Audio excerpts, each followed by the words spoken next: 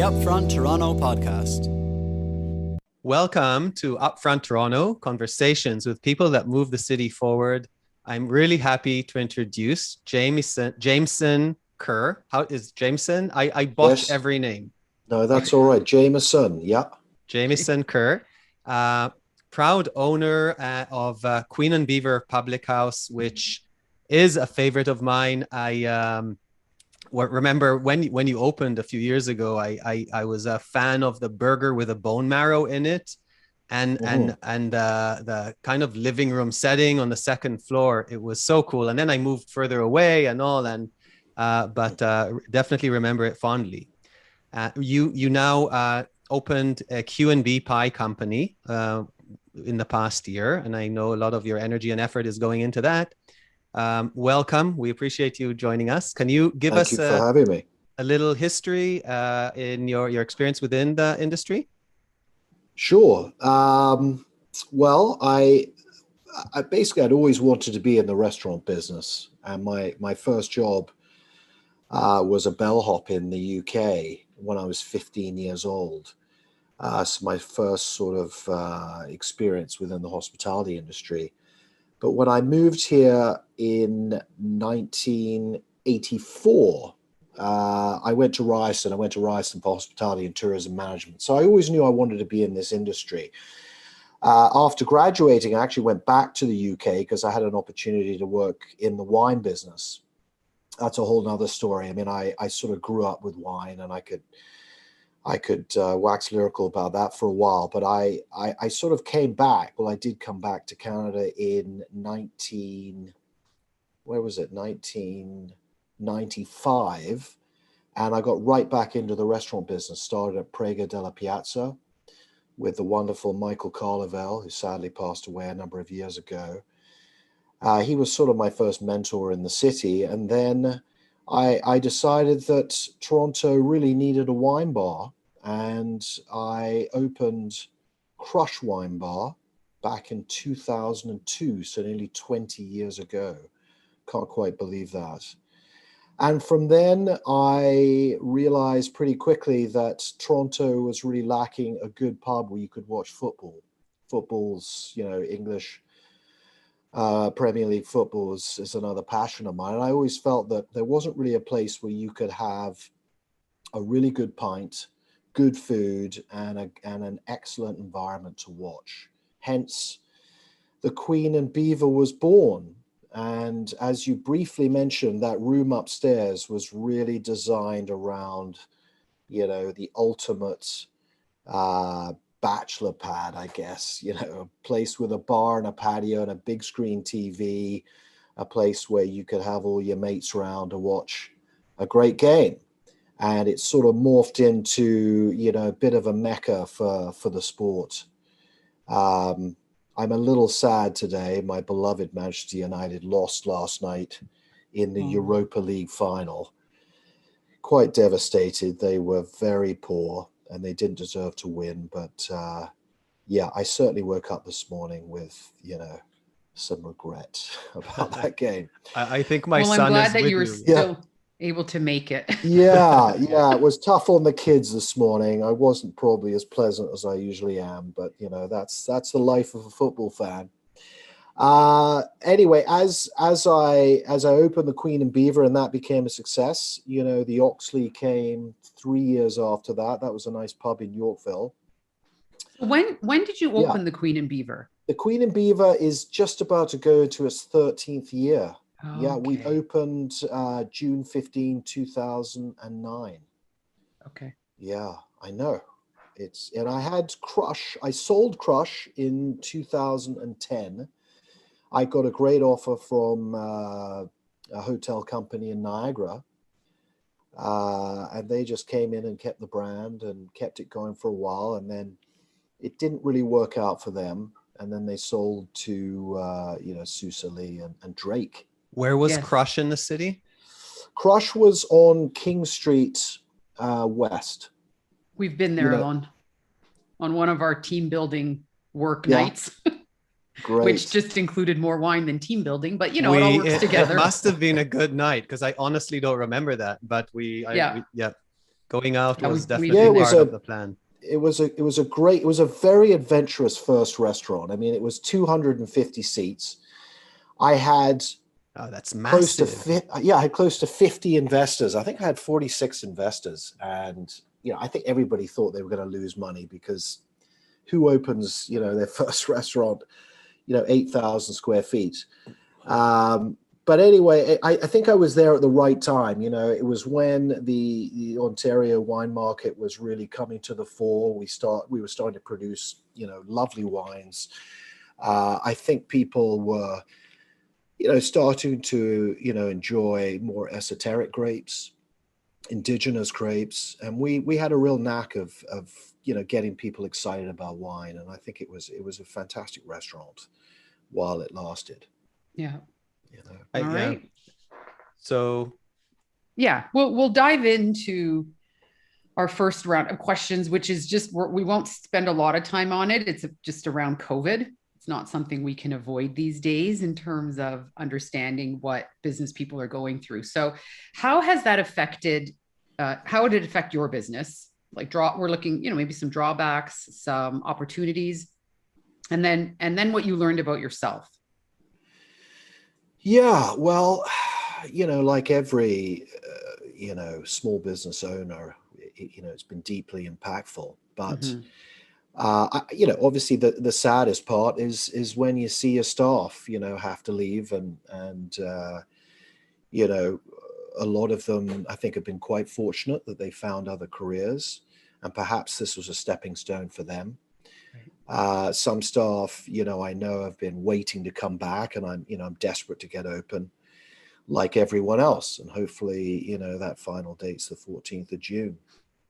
I knew that, being a downtown restaurant was going to be very difficult. I mean, I see restaurants in neighborhoods that have really thrived, with takeout. Being in the downtown core, it was just emaciated as soon as, COVID hit. Yeah. No one here.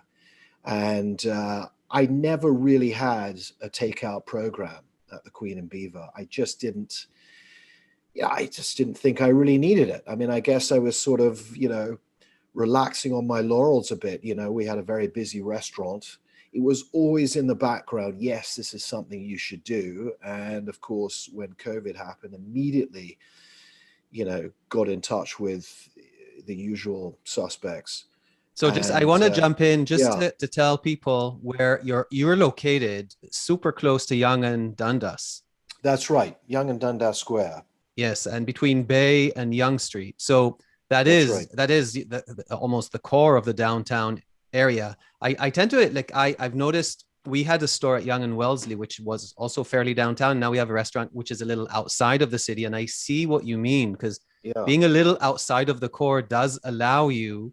It's almost a psychological thing of people knowing they can come and pick up, and it's in their psyche or almost. And while you're really in the core of downtown, people don't even think of you as an option, in my opinion.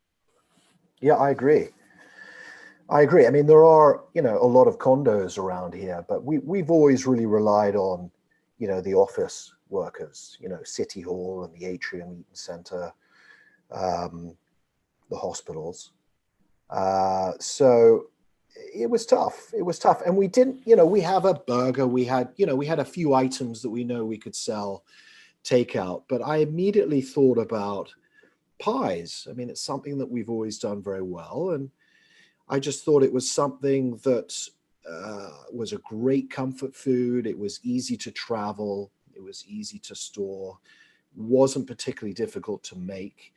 And I just got in touch with my chef, who actually lives outside the city. So for the first month, he didn't even want to come down.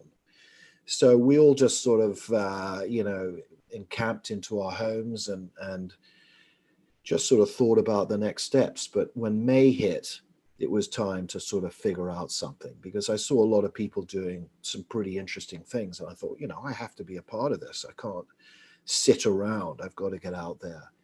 And the QB Pie Co was formed, and that was a great experience. I mean, it was setting up another business. It was learning how to use Shopify, MailChimp, all these tools that I really had no clue. We also redesigned the website to make it more user-friendly. So there was a lot of stuff going on, which kind of drove me every day, which is what I needed. Do you think And that in 2 or 3 years, you'll be thankful that all this happened in terms of new opportunities and new directions in the business? Mostly the Yeah. Q&B. I mean, your sales, I saw you quoted in a few places. I mean, I don't know where you're at in terms of sales, but you are seeing increased sales, right? Of the deliveries. Yes. Yeah. I mean, the business has steadily grown. Yeah, I see it as a big opportunity. Not only just the pie company, the fact that the Queen and Beaver had been around for 12 years, and it was getting pretty run down. I mean, there's just no time. You know what it's like in the restaurant business. There's no time to be able to sit back. You're constantly, any money that you have, you're really putting it into repair. And, I was very fortunate that my landlord, really lovely family, they understood. I mean, I've been here a long time, but one of the sons is a contractor, and he sort of came in and said, look, what needs to be fixed? This is the time. So we have done an incredible amount of renovations. Man, that's outstanding Yeah. to hear. That's not Yeah. common. right. So the place looks great. I mean, we're just dying to get open because Yeah. we're really at a place where I've had an opportunity to really look at the menu as well, and just sort of bring everything up to another level. So I haven't really sat back at all. I've been super motivated, and I think it's been good for me. Obviously, financially, things are a lot tougher, but at the end of the day, you realize pretty quickly that you can get by, and you've just got to really look at your health and make sure you're happy. And that's what I've been doing this year, is just trying to, because the restaurant business is a tremendous amount of anxiety in this business. Yeah. So many And things can go wrong. Yes. it's unbelievable. And I'm really looking at that sort of mental health side to say, okay, and this is why I'm quite happy to be back really at one restaurant, is it just allows me to, do other things. I've got lots of other hobbies in my life that I want to achieve and be better at. So I've appreciated it. I think it's been a mixed blessing in some ways. Whenever we open a business, and when it's restaurants, I always look at a component of how can we sell things, make them and sell them elsewhere. It may be when we made the pita breads, and then it turned into a wholesale bakery. The intention was to open a restaurant, but the universe showed us the other opportunities, but we were open to them. And now with Parallel, the same. It's selling, and still I don't know where it's going to go. Maybe the restaurant element and the store element prove themselves to be really strong. But I think it's really good to have that be open to other opportunities within the business. So I haven't tried your pie. I'm sorry to say I wanted to, and I go to a couple of butchers that have it, and I promise you I'll buy one even this week, because I'm going to barbecue on Friday.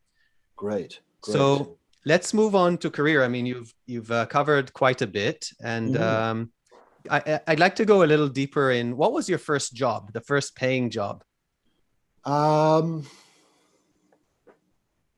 It may well have been that hotel Bellhop position when I was 15. And what town were you in? Where was it? Yeah, I was in London, England, and I was working at this massive tourist hotel called White's Hotel. Probably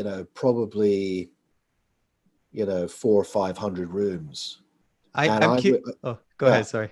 No, I just say I would just be lugging, luggage upstairs every day, all day, 5 days a week. And I think that was my first. I mean, I'm sure I had a few other minor jobs, just amongst the neighborhood, but nothing that really I can remember. I always wonder with hotel staff is what are the craziest things they see? Do you have any interesting stories? You know what? I can't think of anything. It was so many years ago now. Yeah, I just remember, lugging, musical instruments up to a room, which was, incredibly heavy when you're 15. I was pretty light when I was 15. I think I was extremely thin, probably about only 120 pounds. And I was lugging a lot of this stuff up. The usual elevators breaking down, et cetera, et cetera. So you really had to carry a lot of the things, but I don't have anything in particular I can think of. Okay. Is that where you got the bug for hospitality? I think, when I was growing up, my brother always wanted to be a doctor and I always wanted to be in the restaurant business. My father was an avid wine collector when I was growing up. And I went to a fairly interesting prep school where the headmaster, Colonel Harold Colley was his name. And he was known in England as having one of the best wine collections in the UK, as well as stamp collections. And when I think I was 12, maybe I was a bit younger actually, my father entered in the father's 100-yard dash, and he came second. And the second prize was a bottle of 1955 Mouton Rothschild. I don't know what that means, but it sounds delicious. Yeah, it sounds expensive.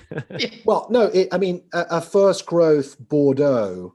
That wine in today's world would probably be close to $10,000, I would say. And, so my father sort of was interested in wine, and the headmaster knew that, but this was really special. In fact, the person that won the race got £20, and my dad got this incredible bottle of wine. Unfortunately, when we left England in 1984, we drank the wine and it was corked. Oh. Yeah, it had cork taint, and it was undrinkable. Oh. So that was pretty sad.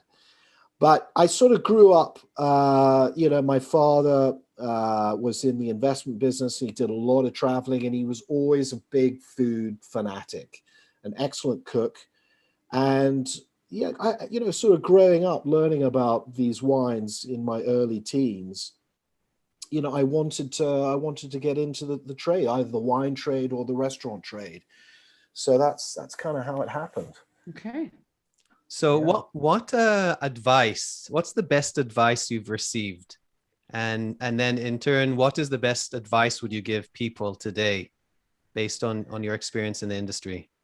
To go into the restaurant business, or any small business, I guess. Well, my advice is don't go into the restaurant business when people ask me, but let's say. I know it's true. I think my kids will never go in because they see the stress that I'm under so much. But I think, you've always got to surround yourself with people that are either more intelligent than you or have a skill set that you don't have.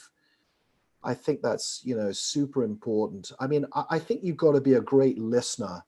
I've never been a believer in thinking you know everything. I've always felt that, when I came here, I remember I started working at Lifford Wine Agencies, and this was Prega della Piazza. Then I got into the wine business for a little while, and I was importing wine. And I worked for Steve Campbell at Lifford, and Steve had been in the restaurant business. And he became a real mentor. And he always said, look, you're going to have to work unbelievably hard, but you've got to work really smart. You cannot, do it all on your own. You've got to make sure you get great advice, and you've got to listen. So I've always done that. I've got good people around me all the time. I really depend on speaking to people. If people say I wear my heart on my sleeve, I think I do, because I always sort of feel that, I need to be hard on myself to achieve. And I think in this business, you've got to be humble.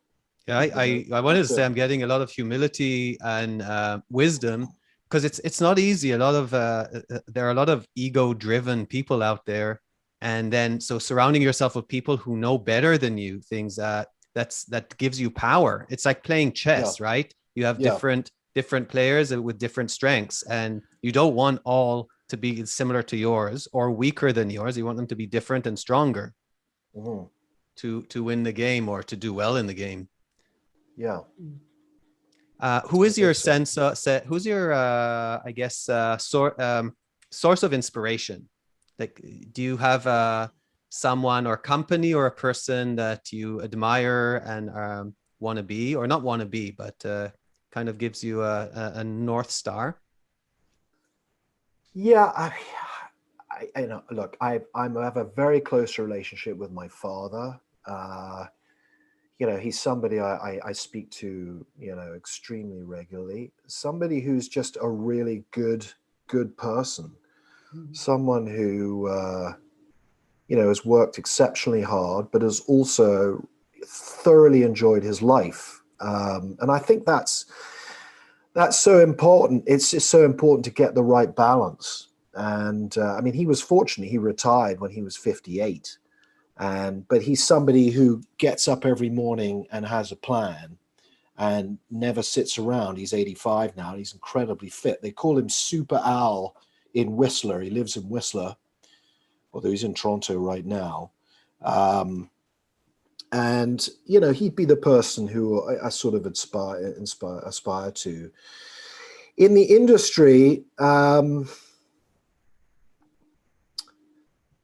it's tough. I've worked, for some interesting people. I worked in Paris at a wine bar called Willie's Wine Bar.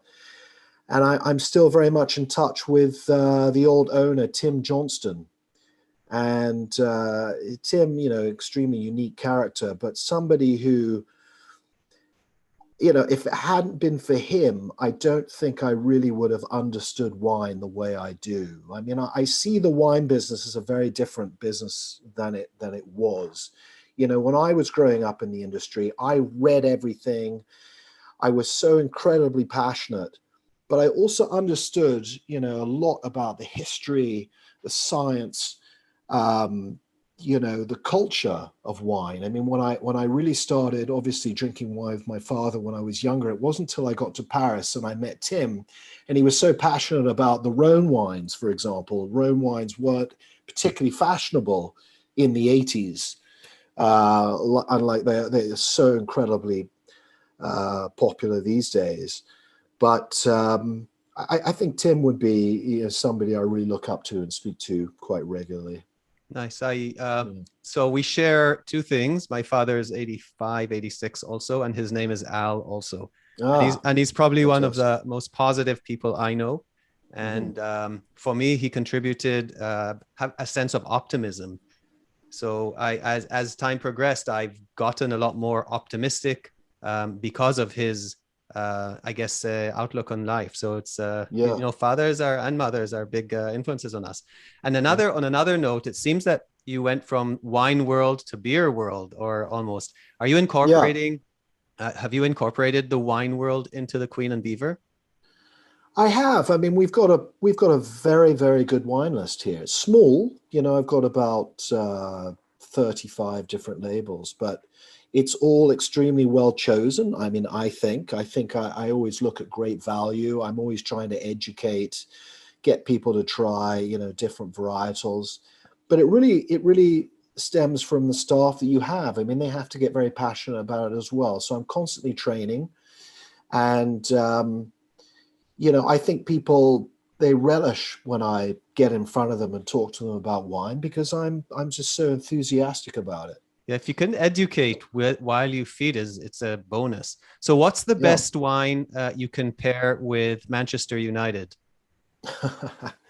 Well, if they'd won last night, I think I would have gone home and I would have drunk something from the Southern Rhone, the Northern Rhone, or perhaps Northern Italy. Those are sort of my... what did you go with since they didn't win? Actually, I just had a beer. I had a Stiegel Pilsner last night. Yeah. That was it. Yeah, it wasn't great. It wasn't a great night for me. Oh, the Stiegel is nice and crisp. It is cold. nice. The weather's been so beautiful. I've been, yeah, I've been stocking the fridge with some lovely, refreshing Austrian or German beers. What is the biggest obstacle in your career? Well, I mean, for me, I think it's maybe because I'm in my 50s. I mean, social media is something that I'm not great at. I know that I need to improve upon. We're doing an okay job, but it's something that I see every day, and it sort of angers me because I see people doing it so much better, and I know how dependent restaurants seem to be on it, and yet deep down I despise it so much. I really I wish we didn't have to go there, but Sorry, we do. I'm laughing like almost my head off Yeah. right now. I'm moving away from the microphone because I can't stop laughing. We're, I think, similar age group, and I share a lot of the sentiment. When we interview people of different ages and mostly successful in the business, and you see I'm beginning to see the clear differences between people in their 30s and then older, and where social media is like a third arm for them, and they're bloody amazing at that. And it is, I know. and I take my hat off. I'm jealous, envious, and I'm a little with you on that. I want to be better, and I'm working at it, and I'm realizing it is my weaker spot. But wanting to and needing to improve in it, so I fully like, I hear your pain, and I kind of associate a little.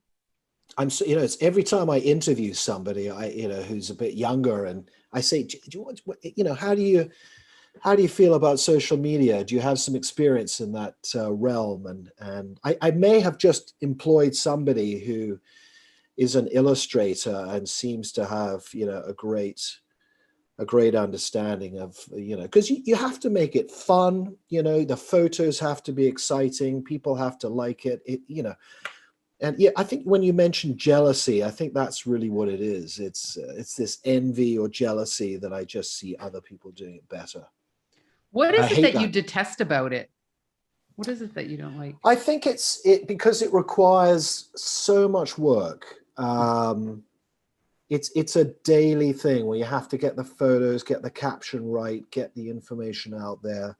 I think in a way it takes, I'm looking forward to when we reopen, because then it won't matter so much, because we'll really be able to take care of people in the restaurant. And for me, that's far more important. I don't think you get a real sense of what the restaurant is just by seeing a picture of the food online. I know it's important that people see the pies, but again, it's a pie, and we put a lot of work into it. It's got a lot of flavor, and sometimes the photos just don't give that kind of energy that's required. But I think it really boils down to just the amount of time that I spend thinking about it. I'm constantly on my phone looking at other people's Instagrams and thinking, oh God, do you know what it is? Photographer. I think that I look at it, I won't speak for you, but maybe it will resonate. If you look at it as work, then that's the sentiment we'll have. Looking at people who don't see it as work, they see it as a thing they're doing. They don't give it a second thought, and it just flows, that you'll see success much better. So I'm telling this to myself, is if I don't see it as a task, and I think, and not to give it too much thought, because then just do, and then you realize what works and what doesn't, and it's okay to so-called fail. It's not really failure, because you post so many things there. It matters that the individual photo doesn't matter as much. What matters is the flow and the theme, and the more connected one is to themselves, and the more they execute, the better. But it definitely is a skill set. I'm with you on that. Yeah. Well, hopefully I'll find somebody. I had this incredible woman who worked for me, and she ended up moving back to the UK, sadly. She was from the UK, and her husband was as well, but she was absolutely incredible, and just took care of everything, MailChimp and all the other stuff, the tools that I use. But since she's been gone, I just haven't really been able to find somebody who Yeah, and do I'm it. learning MailChimp as we speak, so you may Yeah. be getting a call from me later. Well, I'll send you I'm on to trying someone to else. to change my address, for heaven's sake. It's giving my home address, and I don't want my home address on every email that goes to every person registering, and that was a mistake I made. Right. And now go change it. Oh, it's I'm sure it's easy, but Yeah. we'll figure There's that a one out. way. Yeah. So Yeah. I'd kind of wrap up the career and with what do you well, no, where do you see your business in 5 years? Well, the pie company, I'd love to grow that business. I would ultimately love to have a storefront where I could produce, pies. I've always loved, I'd love to do a sort of a pie and mash restaurant, sausages, pies, 5 different gravies, 5 different mash. And then in the back, have catering, wholesale, and perhaps a little shop selling great British items. Where will that store Maybe a wine be? shop. I don't know. I mean, in a neighborhood somewhere, I think. But I really haven't really delved into it yet. But that's something I could see myself doing. I just got to get some money together, get going. All you need is Usual 50 story. investors. You'll be That's right. That's right. The Queen and Beaver, just continue as we're doing. Hopefully, extend my lease, and that's about it for that. Okay, we're going to move to personal, but there's one question that I wanted to ask, and I didn't know if you were going to ask it. Sure. But Jamieson, who is your favorite competitor In the pie business? in the pub business more than, and the pie business too, for that matter. But because pubs, it's hard to find a good kind of traditional good pub. I find that most pubs are fake, actually. Yeah, they're not. Yes. Fake, and the Queen and Beaver is anything but genuine. Fake. Yeah. Yeah, no, I mean, I think you're absolutely right. There's a lot of cookie cutter pubs in Toronto. I mean, the House on Parliament, I think, is a brilliant pub. They're my local.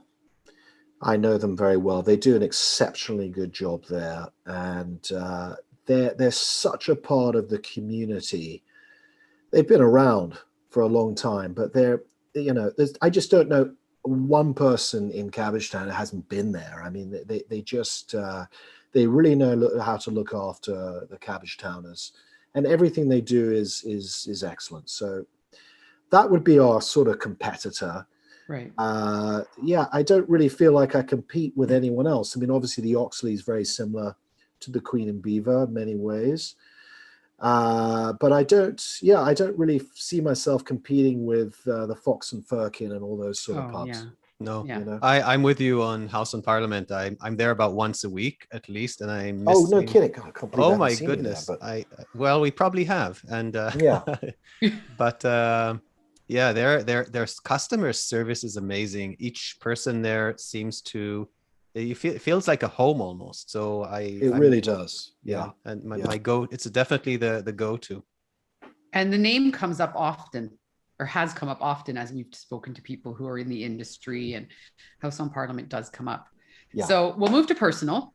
Okay. And I'm going to start with, where were you born? Now I'm going to say England, but how did you end up here? Like what was that? How did that happen? Well, I actually was born here in Toronto. Oh, really? Yeah. Yes, I was. Yeah. Oh, tell us more. I was born here, and I moved to England when I was 6 years old. My father was working for Burns Fry at the time. It's now Nesbitt Burns, BMO something. I don't even know. So they were opening an office in London, and because my father was a Scotsman, he was actually born and bred in Glasgow. He came to Canada when he was 21. He just, took up the opportunity to move back.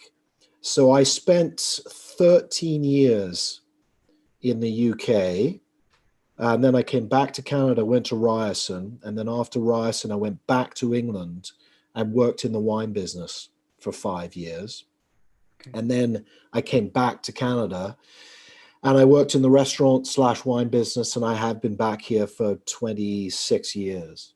Okay. Wow. Yeah. Your accent, I'm half British, by the way. So I know people are divided by accents, and I'm guessing your accent is fairly posh. It's not it's not of the I'm common just putting it people. on for this podcast. It's working. It's working so Yeah. far. I mean, you sound so intelligent, and Boy, but even within it's people use English accents in ads to convey wisdom or I don't know what, or culture. right. But even within English accents, there's so many variations. So I'm just Really are. curious. Yeah. Well, I grew up in Essex, and right between Essex and London. Is quite Cockney around there, so I can put on a nice little sort of Cockney accent if I want. But yeah, That's it's a so London you're accent. not beaten up, right? That's right. That's right. But yeah, sort of grew up just outside London, and it's sort of a London accent. But I get back to England every year. I mean, obviously I haven't been back since the pandemic, but I do try and get back just to keep the accent going, a bit longer. Keep it strong. Yeah, exactly. So you mentioned your father is one of your inspirational people that you are inspired by. Yeah. What are some of the key lessons you learned from your parents? Well, look, I grew up in a household where, I was extremely fortunate. I went to a good boarding school in England and had the trappings, and I was a fortunate kid. I didn't have to pay for university, and but my father never gave us anything else. He always said, look, you have to work, you have to learn to work. And I've never had any handouts. I've always worked incredibly hard, and I think my father and mother. And my brother's a oral cancer doctor in New York, and he's, done extremely well. But it's all down to hard work. We've never sat back, and we've always been taught to, just be good people. Yeah. Treat people the way you think you should be treated. I mean, I know it sounds like a cliche, but I just think we're generally good people, and a lot of people know my brother and I. We have a good, strong group of friends, and we seem to get attracted to people because we're just we're good eggs, as they say. It's interviewing people in this business where there's that commonality of just being nice to people, and because I think assholes won't last if they're in it for the money. If you're in it for anything else other than, I mean, obviously you want to make a living, but you need to genuinely like people in order to last this long. Yeah, absolutely. Yeah, people will cotton on to assholes, as you say, Alon.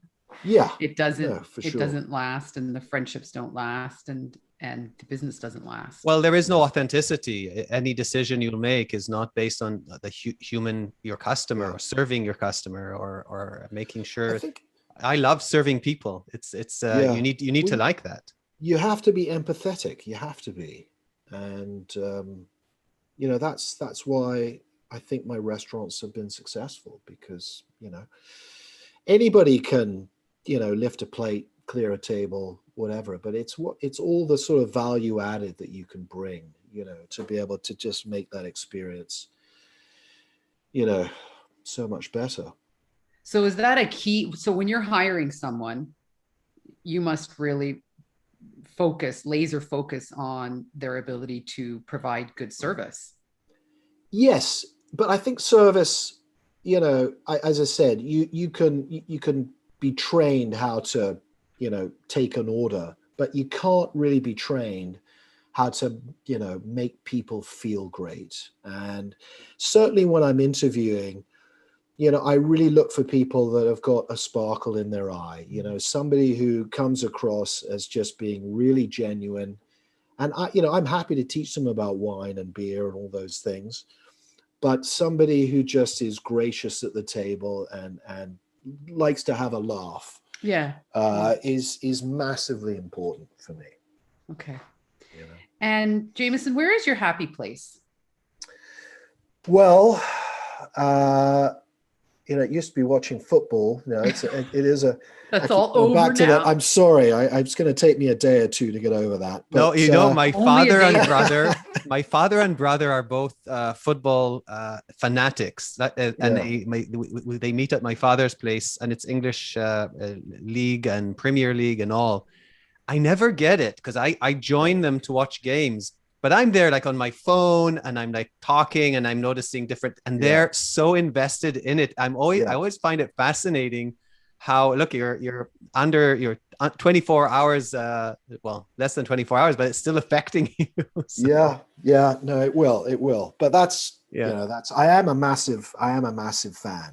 But anyway, no, I guess my real happy place would be with my family out at our cottage. We have a cottage in New Brunswick. Nice. And we're right on the Atlantic Ocean. How do you make that happen?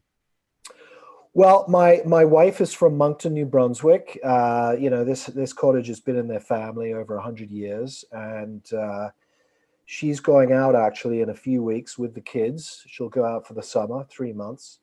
I'll hopefully get out there for a couple of weeks. Well, it all depends on what happens over the summer here, but right. It is really going to New Brunswick. It's sort of you're going back in time a little. People are really fantastic. They're just super friendly. There's no pretense out there at all. And, it's the only time that I can really, shut down a bit, just read, hang out on the beach, cycle. Recharge, really, you're recharging. It is. It's really the only time that I can not think about the restaurants. Do you need to leave the city to get into that state of mind, do you think? Look, I find if you go up to somebody's cottage on a weekend, I find there's still a lot of intensity there. You're trying to cram in so much, and it's not your place. You're obviously trying to contribute some way by helping them cook or whatever it is, bringing some great wines and all that sort of stuff. But really, I think you can only relax at your own place where you just don't have, the worries. Mm-hmm. It takes a good week, doesn't it, when you go away on a vacation to just chill out. Yeah. All right. I want to jump to city. Alone, I'm just because that's I want to hear what your thoughts are on the city, and so if we just want to jump into that, Alone, I'll pass it over to you. Yes. Yeah. So your favorite neighborhood in Toronto? It would have to be Cabbagetown. I mean, I know I live there, but I just don't believe there's another community like it. It's such a special neighborhood, and just you can't walk around there without seeing other people who and I love it. I think I'm an honorary Cabbagetownian. I'm maybe, but I live just south of you, south of Gerrard that's right. Yes. And in Regent Park, but I walk through your neighborhood. I told you, I think once or twice a day, and 2 days ago, and you know how you get into that routine, and just the gardens and Victorian houses and the large trees, there's a different energy in there, and people don't know it. You have to walk it almost. You really do. Yeah. And I walked with a friend who has never walked with me there. And as we crossed Gerrard, walking north, I'd say 200 meters into Cabbagetown, like he looks at me and he says, Alon, this is unique. Like he was really, it is. He noticed it. And it's such a special place. It really is. I mean, I can't afford to live there now, but it's at least you allow me into your neighborhood. Yeah, I was lucky. I bought a house there 18 years ago now. And boy, was I fortunate. We'll leave it at that. What's your favorite park in the city? Will it be one of the neighborhood parks? I'm a cyclist, so I get out to Hyde Park, once every couple of weeks. I love cycling around Hyde Park. God, where was I? I was cycling in the sort of the East Don. There's a beautiful park up there. I can't remember the name of it. I think it's just off Taylor Park. Oh, Taylor Creek. Taylor Creek. It's not Taylor Creek. There's a little sort of tributary that goes north, and there's a brand new park that they've developed there. I think it was under construction, sort of between Eglinton and Lawrence. I can't remember the name, but boy, that was beautiful. I mean, there are just so many gorgeous neighborhoods and parks in Toronto if you're on a bike. And I was in the Rouge River Park about 2 weeks ago on my bike, and I love it around there. So, I think getting out on a bike is How many months a year do you cycle? Well, I usually cycle from April till October. For me, it's about the 2 degrees. I think once it goes below 2 degrees Celsius, I give it up. I used to cycle all winter. I had all the gear. I know, it's crazy. I was so keen on cycling, a decade ago or longer, that I had all the winter gear. I have no problem going out at -10. Mm-hmm. And now I just wouldn't even dream of getting out of bed. That's a different story. But I was super keen on the sport. I'm still pretty keen, but I'm not doing the 100-kilometer rides that I used to do regularly. Now I'm happy with 50. And mm-hmm. I'm happy with 50. Yeah, well, it's a small ride. So what's your favorite coffee shop? And it kind of connects to me in my mind with riding, but I'll tell you in a second why. Well, I mean, I used to go religiously to Jet Fuel in Cabbagetown. Obviously, there's a cycling history. Yeah. At that. To be honest, I'm not really a coffee drinker. I'm more of a tea drinker, and I like to brew a nice pot at home. I really went to Jet Fuel just to see people. It was just a social hangout. I love that coffee shop too, and Johnny, the owner, is such a character. Oh my God! Yeah, I've known him for years. Yeah. When I talk to him, we kind of know each other a little. But when I am able to get a fuck you from him, during a conversation, and he gives me the finger, it honestly makes my day. and people hanging around there, and also coffee shops are so important, and I think it almost doesn't matter what you drink. It's for that community and that kind of mental break almost. 100%. It's funny. I was driving by it today, and I thought, God, there's so many people I'm looking forward to saying hi to again. Because every morning I'd walk in there and there'd be 4 or 5 people I would just, have a chat to. It was great. What is the biggest missed opportunity in the city that you think? The missed opportunity? Oh, God. Huh. In the restaurant industry? Or just the city. So we're you ride around the city, you make your way all the way to Hyde Park. I mean, you're fairly connected. Do you think there's anything the city could do to make it a better city? Well, I think there could be much better connections between, neighborhoods. Obviously, we're not Montreal. We don't have, this incredible underground system.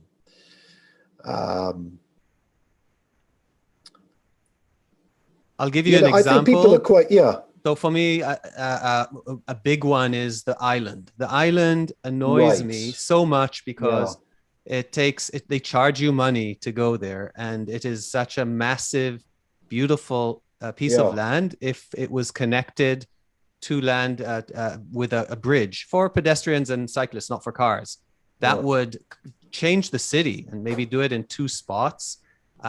It would just change the city energy. I mean, something like that. It's such a nice neighborhood, a city of neighborhoods, and also. I love the island. I love the island. I used to just go down. I never go on the weekend, obviously. I would just go down, on a Wednesday or something, and just head over to Ward's Beach and just lie out there. It felt like you were in the Mediterranean. I mean, it was incredible. Water is blue, and it is fantastic. I think in some ways I'm not so sure about connecting it, because I think there is that sort of distance that I kind of like, the fact that you are actually going to an island. Yes, it is tricky to get over there. I usually take, if there's a couple of us, we'll just pay $20 or something and get a cab, boat cab over there. The whole front of the city, the waterfront, it is such a waste. There's so much beauty there. And I know there's some development going on, but you'd love to see much more of a connection of a waterfront like Chicago or Boston, even Montreal. The Portlands, definitely. Hopefully they'll have it right with the east area. They're looking at Cherry Beach and the whole. I mean, they have the ability to plan it from scratch, and I hope but it's been changing. So every time a new mayor comes in, these things tend to change. So it will be interesting to see what happens. Now I'm very keen on making sure that we get the right architecture in this city. I think there's far too many of these condominiums that are going up that are just goddamn ugly. And, I think there should be, a lot more attention to detail and trying to put, much more interesting modern buildings in Toronto. We are a modern city, and sometimes, we just don't look it. No, I find it. Yeah, you go to European cities, buildings are more interesting. You're right. They have with more green space and just better amenities. Everything seems to be put up pretty cheaply here, and too quickly. And I think that's that is a concern. Obviously, people have to pay to get into these buildings. I completely understand that, but it's there has to be ways that the government can help subsidize some of these buildings in order to, make them more attractive. Yeah, that seems to be a theme too that we're hearing from people about city planning and usually it's from people who have spent time outside of Toronto as well, like have lived, South America or Europe, and like it just needs to be a little bit nicer looking. It doesn't. Yeah. But that seems to fall short. And then I think it's getting better now. I mean, I see what they did with Regent Park. I'm really liking what they did. Yeah, and south of Regent's Park, there's some interesting condos down there, in Corktown. Yeah.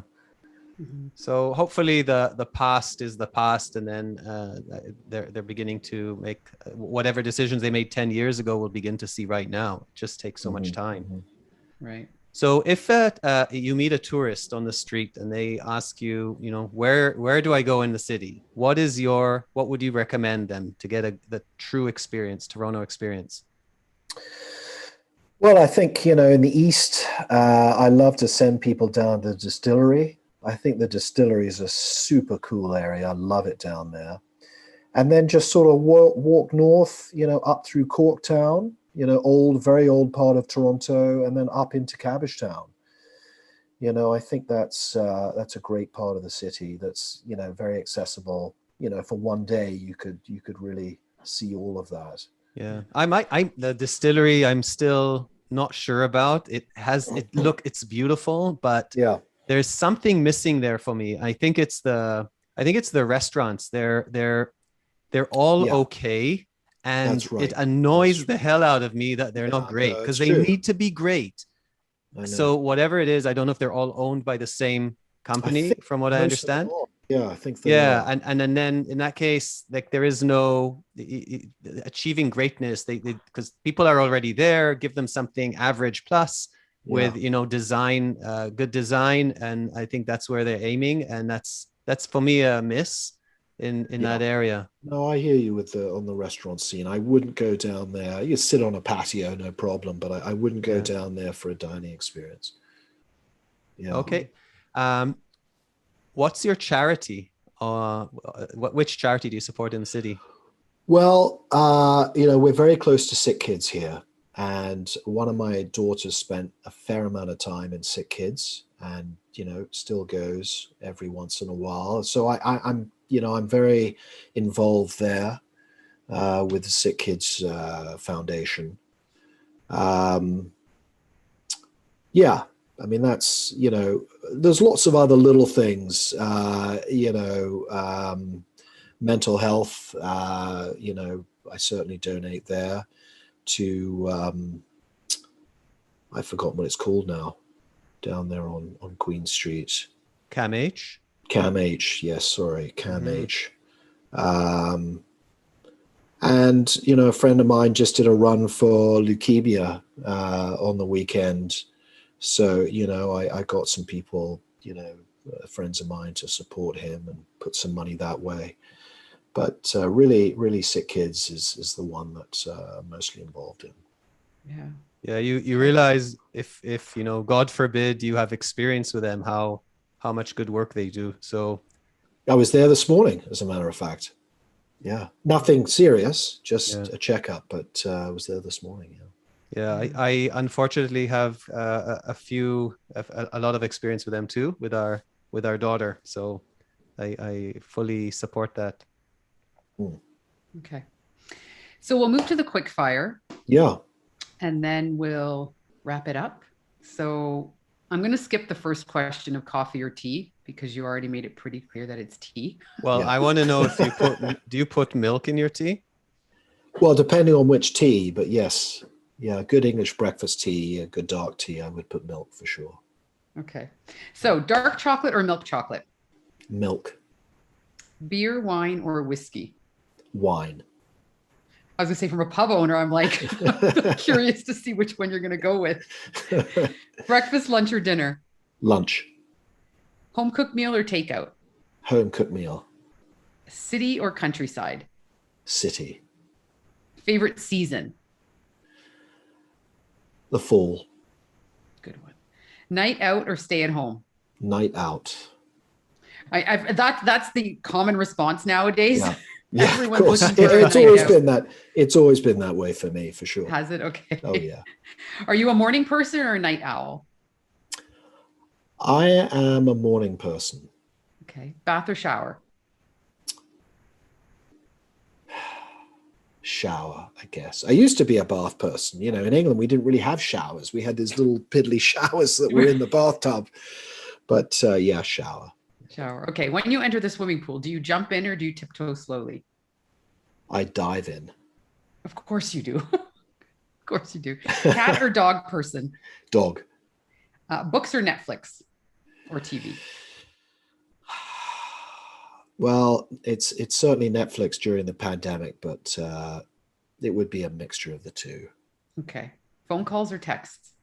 Phone call. And music or podcasts? Music.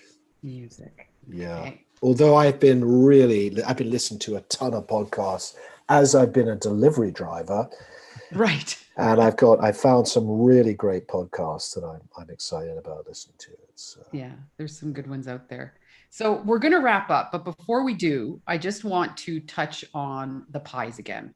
Yeah. Because how can you sell them wholesale, but Yes. Can the average person just come in and order one? Absolutely. You know, we're open. We will be open, obviously, once the patios get going. We'll be open all day, every day. But at the moment, we're just open Tuesday to Sunday from 2 till 8.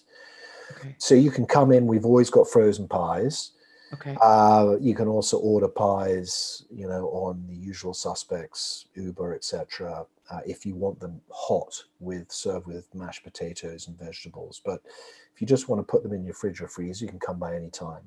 Okay, so it's open. Do you have to place an order, or can you just come in and pick it up? You can just come right in. Yeah. Okay. Yeah. Okay. And what are some of the? Because I'm thinking it's going to be a pit stop next time I'm in the city. What kind of varieties are there? Because until I spent some time in England, and I didn't realize how popular savory pies were. Yeah. Like huge. it's a whole thing. It really is. It really is.